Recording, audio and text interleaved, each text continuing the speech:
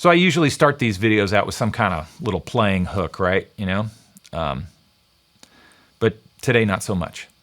I want to talk about an experience I've had as a guitar teacher over the years, and how it relates to when I was a beginner guitar player. I start out many young guitar players. I've never really been a person who's like, oh, I only want to teach people who want to play jazz, or I want to teach advanced guitar players. I don't really care. I like teaching guitar. I'll teach it to anybody, starting them out from zero, you know. So when I was a kid that wanted to learn to play the guitar, I didn't know anything about it at all. I had a swap meet guitar. It cost $25. I took lessons from this guy in a music store. We'll just call him Brad. He was a nice guy. Pretty young, seemed like a rock and roller sort of dude, you know, for the 1970s, I think is when I was learning how to play the guitar. Could have been 1976. It's a big year, you know. I was really into the bicentennial. I don't know why. I just liked all that red, white, and blue stuff. I thought that Buck Owens' red, white, and blue guitar was absolutely spectacular. But yeah, 76, incredible year. So I was taking guitar lessons from this guy, and we were working out of the Mel Bay method book. And let me tell you, it's all public domain, really boring songs, not very interesting at all. Absolutely nothing contemporary, zero zilch. So occasionally I would ask him, hey, Brad, can you teach me, you know, this or that? And I couldn't tell you what the songs were that I was asking for, but I do remember one, and I'm going to get to that in a second. But he wouldn't really do that, and that kind of sucked.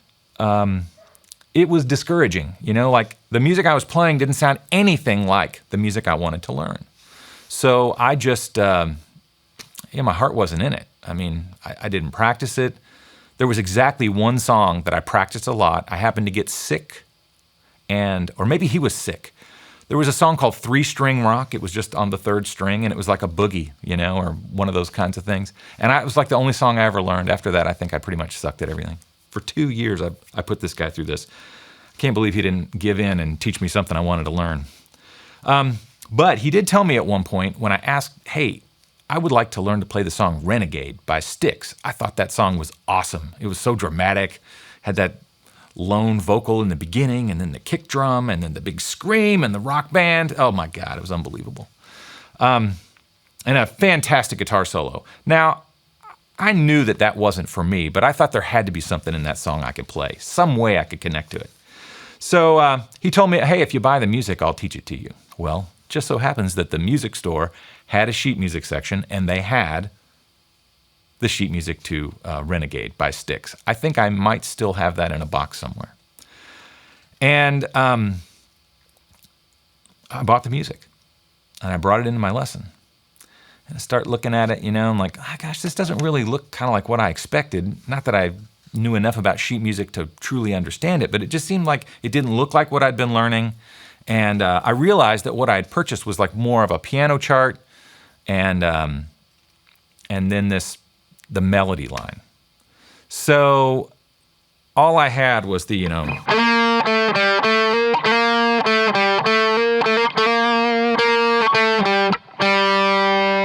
and that didn't connect, man. I really wanted that, or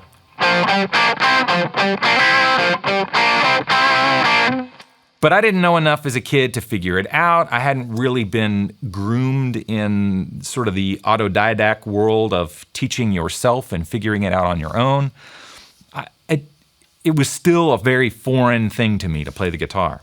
And but man, he would not throw me a bone at all. And I've been teaching long enough to know that a kid can play some power chords, you know, with a certain amount of determination. And if they really like what they're learning, they'll repeat it over and over again, and that's how you get a grip on something where you can sort of pry open those doors that lead to the next level. So, how this relates to what I'm about to show you, and it's not going to be the Styx song. As much as I love it, I think that nobody cares about that one as much as I do. So, when I've been teaching, and I want to bait a kid, which is, you know, basically to get them to do something for me by offering to do something for them.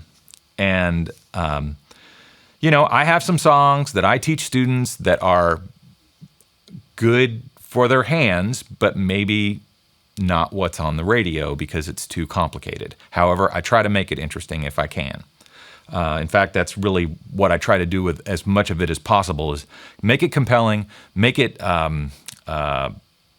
feel attainable, and also try to encourage it to inspire a sense of satisfaction when they do it by graciously rewarding them with praise and getting to the point where I can play the chords along with what they're playing, and then they get to experience that I'm making music with somebody else. Okay, I've gone on way too long here. How far are we into this? Way too long. Oh my God, 5 minutes, I haven't played a note. Anyhow, the song for today is a song that often comes up with these beginner students that I've baited into, you do something for me and I'll teach you some song you want to know. And so I'm like, all right, bud, you did it. You played Jerusalem Ridge or whatever the song is that they happen to be encountering the steepest learning curve. And they'll come back with Back in Black. And it's a fantastic song. And it's a great song to teach to somebody, but it has a trap door. The main riff, fantastic.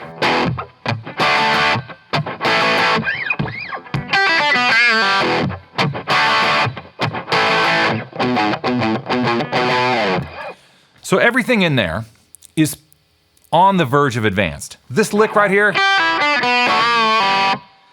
is probably way more complicated than a beginner would be comfortable with, but it's easy to hear. It's basically a pentatonic scale, and you can get them to work their way through it, and they'll generally repeat it over and over again while they're playing along with the song and learning that beginning part, and they can usually get something out of it. They can get that sort of crunchy satisfaction of playing something they recognize. It's such a powerful feeling, at least it was for me, and I try to inspire that in other people if I can. So the next part of the song is the...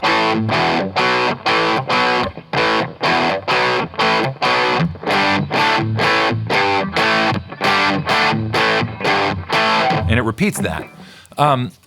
So that's power chords. It's all in one position. You have kind of some quick changes there with the GDA part. But again, by the time they've played something that I would use this baiting technique with, they should be able to handle it. So they can get through that little A section. They can get through that little B section. I don't think any beginner expects that they're going to be able to play the solo in Back in Black. It's fantastic. It's fast. And I think they all, in my experience, have been like, yeah, not yet, So the song goes along with some verses and choruses. Then you have the first solo. And I think maybe there's another, there's a break at the end of one of the solos. And then we get to the bridge. And the bridge is the trapdoor I was talking about. It's really prog rock for a band like AC/DC. I think you know what I'm talking about. It's the...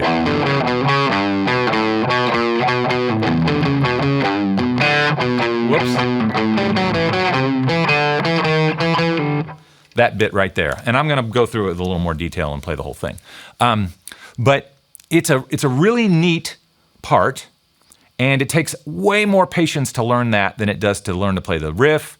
And you only get to play it one time in the song. So I'm going to go over how that bridge works, but it's really the one thing about Back in Black that I think most people give up on, and then they have to put it away as a song they can't play through the whole thing, So anyway, we've got this riff. It goes...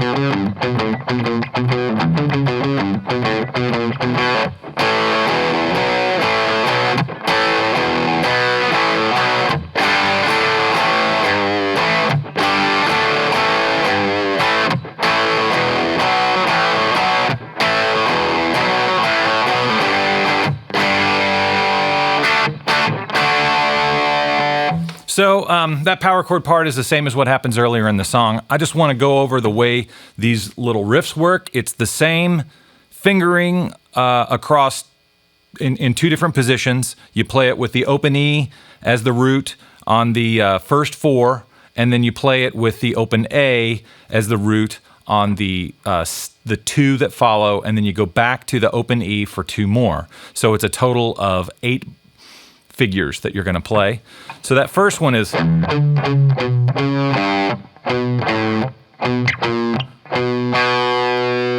I'm playing open E to D, C sharp, B, back to C sharp. That's the first bit. The second half is kind of reminiscent of the B part of the main riff. Okay, so I'm playing B, A, B to B flat, back to B natural, played twice. So you have.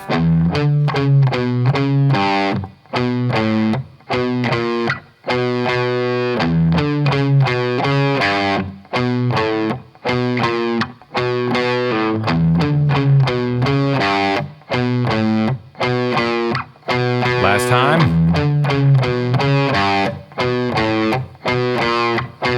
The second part.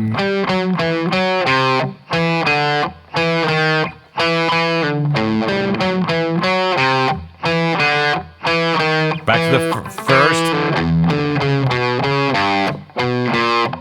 Whoops.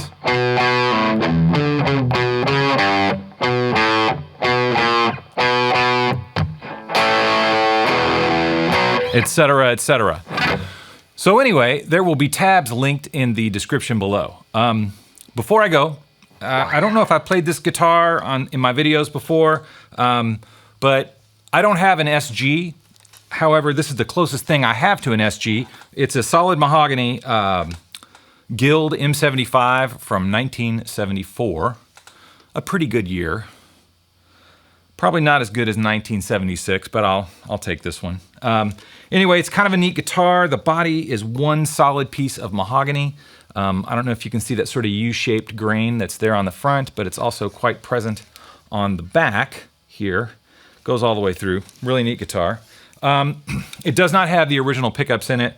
I went through this period of time in the 90s or wherever it was in the early 2000s of kind of modifying guitars a little bit. I still have the original pickups, but I put some PAFs in there because I needed something with a little more gas, and I'm not really disappointed in that choice. I sort of wonder sometimes what I would think of the original pickups, but that's for another video.